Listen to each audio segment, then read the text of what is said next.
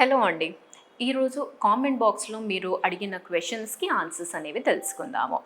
First వచ్చేసి cervical stitch వేయించుకున్న తర్వాత బెడ్ రెస్ట్ తీసుకోవాలా అనేది క్వశ్చన్. ఇప్పుడు మనము ఆలోచించాల్సింది ఏంటి అంటే సర్వైకల్ స్టిచ్ అనేది ఎందుకు వేశారు? సర్వైకల్ స్టిచ్ అనేది యూజువల్గా వేయడానికి రీజన్స్ అనేది మీ సర్విక్స్ అనేది ఎప్పుడైనా చిన్నగా అవుతుంది అన్నప్పుడు, అండ్ ప్రెగ్నెన్సీ రిలేటెడ్ ఏమైనా కాంప్లికేషన్స్ అనేవి ఉన్నప్పుడు, ఆర్ఎల్స్ మీకు ఏమైనా హిస్టరీ ఉన్నప్పుడు, ముందు అబార్షన్స్ అయ్యాయి, ప్రీ టర్మ్ డెలివరీస్ అయ్యాయి, ఇలాంటి కండిషన్స్లో మనము సర్వైకల్ స్టిచ్ అనేది ప్రిఫర్ చేస్తాం. So it is completely obstetric point of view, rest అనేది తీసుకోవాలా లేదా అనేది. అండ్ దీనికి అనేది యూజువల్గా కంప్లీట్ బెడ్ రెస్ట్ అనేది ఎప్పుడు చెప్తాము అంటే, కొన్ని కండిషన్స్ ఏవైతే మీకు సర్విక్స్ అనేది చాలా చిన్నదిగా అయిపోతుందో అలాంటి కండిషన్స్లో కంపల్సరీగా బెడ్ రెస్ట్ అనేది తీసుకోవాలి అన్నట్టుగా చెప్తాం. ఫర్ ఎగ్జాంపుల్ మీకు ఇలాంటి కండిషన్స్ పెద్దగా ఏమీ లేవు, జస్ట్ కొంచెం చేంజెస్ అయినందుకు సర్వైకల్ స్టిచ్ అనేది అడ్వైస్ చేశారు అంటే మినిమల్ రెస్ట్ అనేది తీసుకొని దాని తర్వాత నార్మల్గా ఉండొచ్చండి. అండ్ అపార్ట్ ఫ్రమ్ దట్ ఇది కంప్లీట్గా డాక్టర్ అనేది ఏదైతే చెప్పారో, ఒకవేళ మీకు రెస్ట్ తీసుకోమంటున్నారంటే 100% తీసుకోవాలండి. మెడికల్ పాయింట్ ఆఫ్ వ్యూ అనేది చాలా చాలా important. And apart from that cervical stitch అనేది వేసుకున్న తర్వాత ప్రోజెస్ట్రాన్ మెడికేషన్ అయినా కానీ, తర్వాత యూట్రైన్ రిలాక్సేషన్ అయినా కానీ, ఇవన్నీ డాక్టర్ చెప్పినట్టుగా ఈ మందులన్నీ తీసుకోవాలండి. సో సెకండ్ క్వశ్చన్ వచ్చేసి వైట్ డిశ్చార్జ్కి రీజన్స్ ఏముంటాయి? ప్రెగ్నెన్సీలో కూడా వైట్ డిశ్చార్జ్ అనేది అవుతుందండి. చాలామందికి డౌట్ ఏముంటుంది అంటే, వైట్ డిశ్చార్జ్ అనేది ప్రెగ్నెన్సీలో అయిపోయింది అనగానే చాలా టెన్షన్ పడతారనమాట. సో వైట్ డిశ్చార్జ్ అనేది ఇక్కడ ప్రెగ్నెన్సీలో నార్మల్గా కూడా వచ్చే ఛాన్సెస్ అనేవి ఉంటాయి. ఎందుకంటే ప్రెగ్నెన్సీ అనేది ఎలా ఉంటుంది, మనకి ప్రెగ్నెన్సీలో హార్మోన్స్ అనేది చాలా హై సైడ్ రన్ అవుతాయి. సో దానివల్ల వైట్ డిశ్చార్జెస్ అనేవి అవుతాయి. బట్ నార్మల్ వైట్ డిశ్చార్జ్ అయితే ఎటువంటి స్మెల్ అనేది ఉండదు, మీకు దురద అలాంటివి కూడా ఏమీ రావు, నార్మల్గా జిగటలాగా ఉంటుందన్నమాట వైట్ డిశ్చార్జ్. ఒకవేళ ఈ వైట్ డిశ్చార్జ్ ఏమైనా కానీ ఇచ్చింగ్ ఏమైనా అవుతుంది, స్మెల్ ఏమైనా ఉంది, ఆరల్స్ మీకు అది చిన్న పెరుగు ముద్దలాగా అవుతుంది, లేకపోతే కలర్ ఏమైనా చేంజ్ అయింది అంటే డెఫినెట్గా అది ఇన్ఫెక్షన్ రిలేటెడ్ డిశ్చార్జ్ అనేది ఉంటుంది. ఒకవేళ మీకు ఏమైనా బ్లడ్ స్టెయిన్డ్ డిశ్చార్జ్ అవుతుంది అంటే మాత్రం ఇమీడియట్గా డాక్టర్ని కన్సల్ట్ అవ్వాలి. ఎందుకంటే లోపల ఎక్కడో బ్లీడింగ్ అయ్యి దాంతోపాటు డిశ్చార్జ్ అనేది అవుతుంది. సో ఏం ప్రాబ్లం ఉందనేది చూసుకోవాలండి. అండ్ ఇంకొకటి గుర్తుపెట్టుకోవాల్సింది ఏంటి అంటే, లేటర్ మంత్స్ ప్రెగ్నెన్సీ అనేది ప్రోగ్రెస్ అయినప్పుడు మీకేమైనా సడన్గా లీకేజెస్ అవుతున్నాయి, డిశ్చార్జ్ లాగా అవుతుంది అంటే ఇమీడియట్గా హాస్పిటల్కి వెళ్ళాలి. ఎందుకంటే ఉమనీర్ ఏమైనా లీక్ అయిందా అనేది చూడాలండి.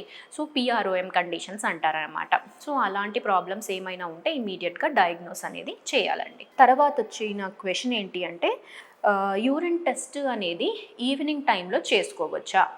సో నార్మల్గా యూజువల్గా ప్రెగ్నెన్సీ కన్ఫర్మేషన్కి ఫస్ట్ టైం మనం టెస్ట్ అనేది చేస్తున్నామంటే ఎర్లీ మార్నింగ్ టెస్ట్ అనేది యూజువల్గా ఐడియల్ అండి.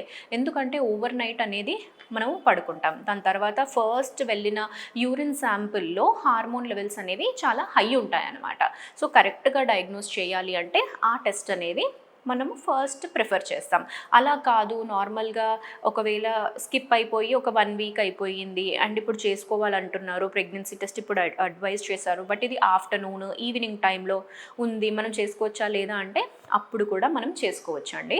బాడీలో హార్మోన్ అనేది బాగానే ఉంది అంటే అప్పుడు కూడా డిటెక్ట్ అవుతుంది. ఎర్లీ మార్నింగ్ అనేది ప్రిఫరబుల్. ఒకవేళ ఈవినింగ్ ఆర్ ఆఫ్టర్నూన్ అలా టైంలో మనకు అత్యవసరమైన కండిషన్స్ అయినా కానీ, లేకపోతే తెలుసుకోవాలనుకుంటున్నామని అంటే చేసుకోవచ్చండి, ప్రాబ్లం ఏమీ లేదు అండి. తర్వాత వచ్చేసి ట్యూబ్స్లో ప్రెగ్నెన్సీ అనేది వస్తుందా? సో ట్యూబ్స్లో ప్రెగ్నెన్సీ అనేది వచ్చే ఛాన్సెస్ ఉంటాయండి. దాన్నే ఎక్టోపిక్ ప్రెగ్నెన్సీ అంటాము. ఎక్టోపిక్ ప్రెగ్నెన్సీ అంటే గర్భసంచిలో కాకుండా ట్యూబ్స్లో అయినా, ఓవరీస్లో అయినా, లేకపోతే అబ్డామెన్లో అయినా అలా అయినా కానీ ప్రెగ్నెన్సీస్ వస్తాయి. ప్రెగ్నెన్సీ అనేది ట్యూబ్లో నిలిచిన తర్వాత అది గర్భసంచి వరకు రాకుండా ట్యూబ్లోనే ఇంప్లాంట్ అయిపోయింది అంటే దాన్ని ఎక్టోపిక్ ప్రెగ్నెన్సీ అంటాము. సో ఇలాంటివి చాలా జాగ్రత్తగా మనము డిటెక్ట్ చేసుకోవాలి. ప్రెగ్నెన్సీ టెస్ట్ పాజిటివ్ రాగానే ఒకవేళ మీకు ప్రీవియస్ హిస్టరీ ఉంది అంటే ఇమీడియట్గా డాక్టర్ని కన్సల్ట్ అయ్యి సీరియల్ బీటా హెచ్సిజీ లెవెల్స్ అనేది చూసుకొని స్కాన్ అనేది చేయించుకొని దాని ప్రకారము మెడికల్ మేనేజ్మెంటా లేకపోతే సర్జికల్ మేనేజ్మెంట్ అవసరం పడుతుందా అనేది చూడాలండి. తర్వాత వచ్చేసి క్వశ్చన్ అనేది, యూరిన్ ప్రెగ్నెన్సీ కిట్లో కరెక్ట్గా మనకు టెస్ట్ అనేది చూపిస్తుందా? సో యూరిన్ ప్రెగ్నెన్సీ టెస్ట్ అనేది అండి మనం కిట్ చేసుకున్నప్పుడు యాక్చువల్గా కిట్కి 99% యాక్యురసీ అనేది ఉంటుంది. అంటే మీకు ప్రెగ్నెన్సీ ఉంది అంటే ఆల్మోస్ట్ అది కరెక్ట్గానే ఉంది అన్నట్టుగా చూపిస్తుంది అనమాట. చాలా తక్కువ కేసెస్లో ఫాల్స్ పాజిటివ్ అయినా ఫాల్స్ నెగిటివ్ అయినా చూపించే ఛాన్సెస్ అనేది ఉంటాయి. సో ఇది మనకు టెస్ట్ పాజిటివ్ వచ్చింది అంటే మ్యాక్సిమం పాజిటివ్ ఉందే అని అర్థం అండి. ఇన్ కేస్ మనకి ఇంకా అది డౌట్ఫుల్గా ఉంది, లైట్గా కనిపించింది, వీక్ పాజిటివ్ అంటే అలాంటి కేసెస్లో బ్లడ్ టెస్ట్ అనేది చేయించవచ్చండి. బీటా హెచ్సిజీ బ్లడ్ టెస్ట్ అనేది చేసినప్పుడు మనకి ఆ వాల్యూ అనేది 100 కన్నా ఎక్కువగా ఉంది అంటే టెస్ట్ అనేది పాజిటివ్గా ఉందని అర్థము. ఒకవేళ 25 కన్నా తక్కువ ఉంది అంటే నెగిటివ్ అని అర్థం అండి. ఇన్ కేస్ ఆ రెండింటి మధ్యలో ఉంది, 25 to 100 మధ్యలో ఉంది అంటే ఈ ప్రెగ్నెన్సీ అనేది ఎటువైపు అయినా టర్న్ అవ్వచ్చు, రైజ్ అయ్యి పాజిటివ్ అవ్వచ్చు, లేకపోతే తగ్గిపోయి నెగిటివ్ కూడా అవ్వచ్చు అండి. సో సీరియల్ బీటా హెచ్సిజీ మానిటరింగ్స్ అనేవి కొన్ని కేసెస్లో అనేది అడ్వైస్ చేస్తామండి. For example like ectopic pregnancy లాంటి వాళ్ళల్లో సీరియల్గా అంటే ఎవ్రీ 48 hours అనేది మనం టెస్ట్ చేస్తాం. హెల్దీ ప్రెగ్నెన్సీ అంటే మనం టెస్ట్ చేసిన తర్వాత ఆ వాల్యూ అనేది మోర్ దాన్ 60% రైజ్ అవ్వాలి. అలా అయ్యిందంటే హెల్దీగా ఉంది అని అర్థం. రైజ్ అయ్యింది కానీ మోర్ దాన్ 60% అవ్వలేదు, దానికన్నా తక్కువ ఉంది అంటే ఎక్టోపికా అని డౌట్ రావాలి. ఒకవేళ రైజ్ అవ్వట్లేదు, పడిపోతుంది అంటే అది బయోకెమికల్ ప్రెగ్నెన్సీ అని అర్థం అండి.